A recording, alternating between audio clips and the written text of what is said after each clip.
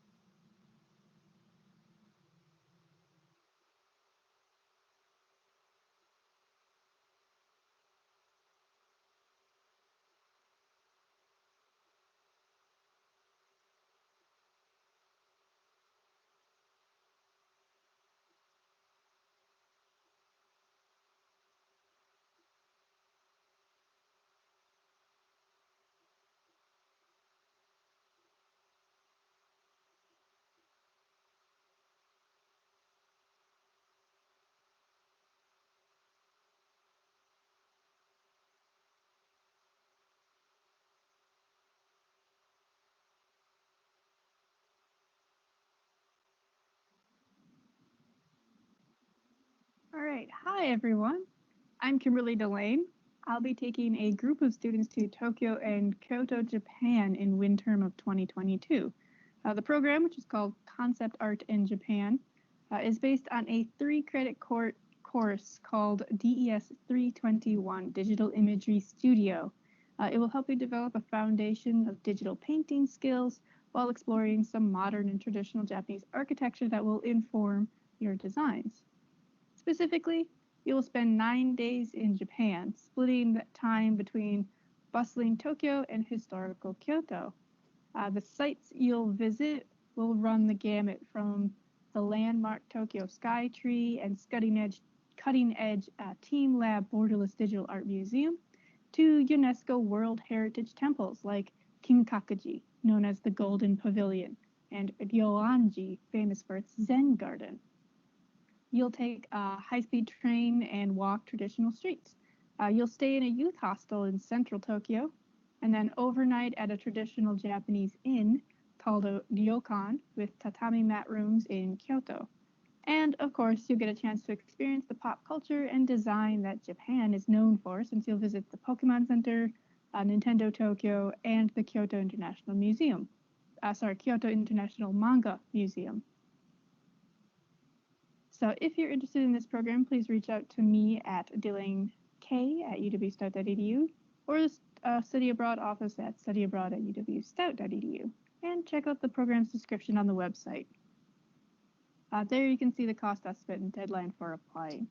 So here we're going to see some images, right? Tokyo National Museum, these are locations that we're going to be visiting when we are in Japan. So Ueno Park that you saw previously is near the Tokyo National Museum. Shinjuku, which is well known for its high urbanization and crowded streets. Near there is also the Nintendo Tokyo and Pokemon Center that we'll be able to visit, and I'm very looking forward to. And also the Team Lab Borderless Digital Art Museum, which is more about contemporary art, but it's a good experience. In Kyoto, also, there's that International Manga Museum that I mentioned before. They have a copy of every manga that has ever been published in Japan, and those are free for individuals to peruse on their own, almost like a library that you can't rent from. And then moving on into the more traditional architectural forms that we'll be studying. This is a thunder gate that's not as common as the torii gates that you'll see, but they do sometimes sit at the entrances of shrines. This particular one is the entrance to our next slide, which is Kiyomizu-dera.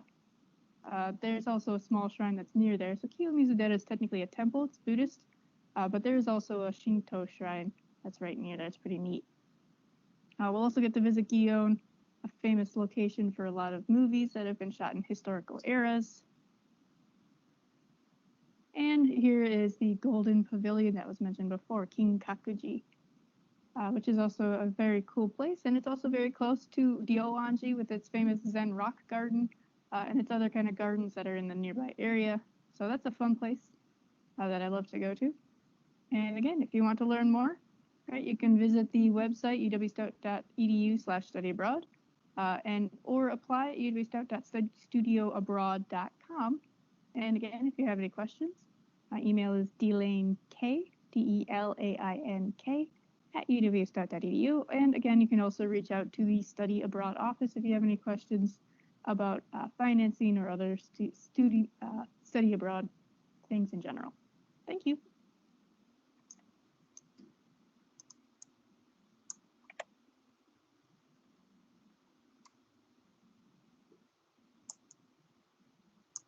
Okay, thank you for sharing that, Andrea.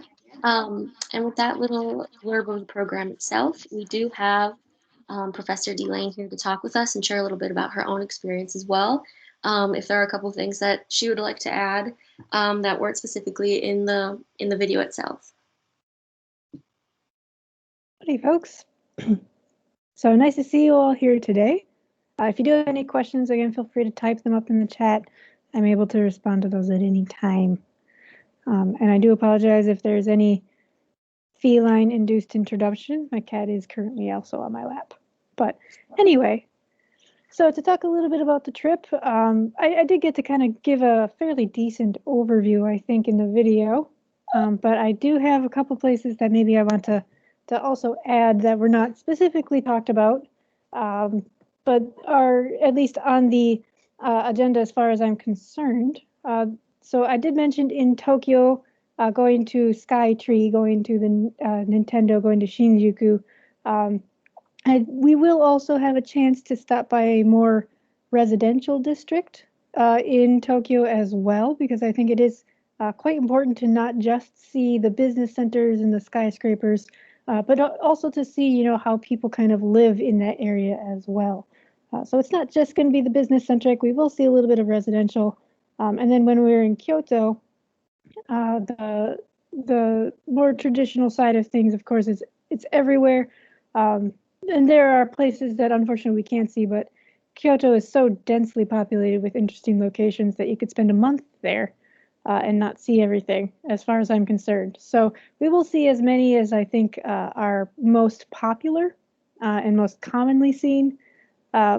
Hopefully, you know, it will provide a well-grounded basis for designing from, right? So, but yeah, Tokyo is a great place. Many of the signs in those two cities will also include some English, which I don't think was mentioned in the video. So it is okay to not know Japanese by and large. And I think most businesses in the area also know at least a little bit of English. Of course, basic greetings and things like that. If you can learn some Japanese, I'm sure the locals would appreciate. So with that regard, I'll also be there. I lived there for 3 years and I am fluent in the language, maybe a little rusty, but I'll pick it up again, I'm sure. And we will also have a local guide on some days to help us out. So with regards to language, if you're concerned about that specifically, then it should be fairly decently okay. And we'll definitely have a little bit of onboarding with trains and whatnot to explain that type of thing for anyone who is going to be coming along with me. So, but yeah, any questions?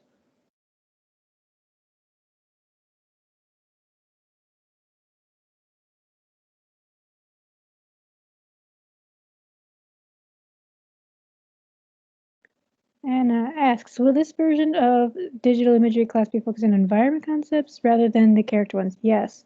So I am going to be running this specific version of the class to focus on the environment side of things rather than characters.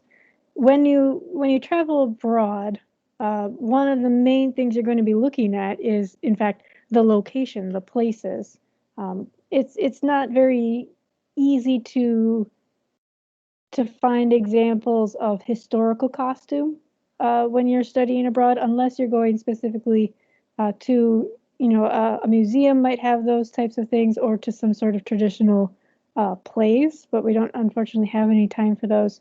It's not a very easy thing to pre-plan either. We will be going to one museum to see maybe some props and other environment-focused things, but it's a lot easier to study the place when you're going abroad. So it made sense to me to use this opportunity to do the environment version of DES 321.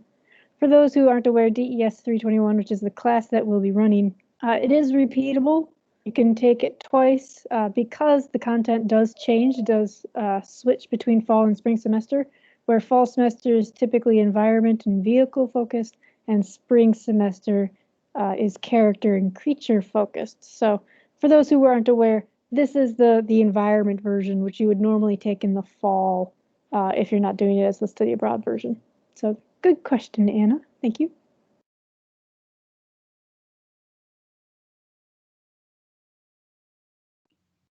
Any other questions while we have her here to answer?